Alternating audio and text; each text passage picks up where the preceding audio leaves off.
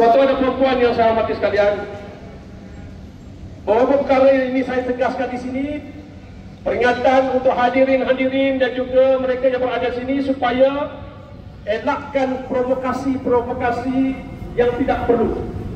Elakkan provokasi kerana himpunan kita ini himpunan aman, dan elakkan sebarang provokasi sekiranya ada, dan pastikan kita menegak akan provokasi tersebut.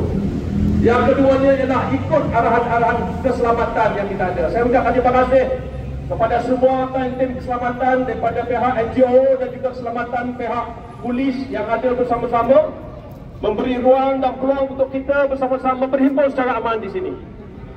Dan untuk tidak melengahkan masa lagi, saya dengan ini sukacitalah menjemput dan mempersilakan penceramah pemidatu yang pertama